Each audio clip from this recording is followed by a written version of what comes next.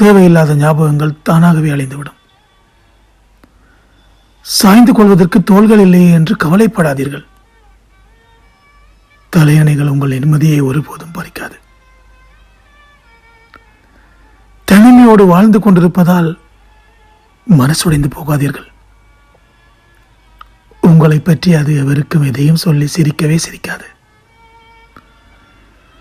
வலிகளை தாங்க முடியவில்லை என்று வருத்தப்படாதீர்கள்.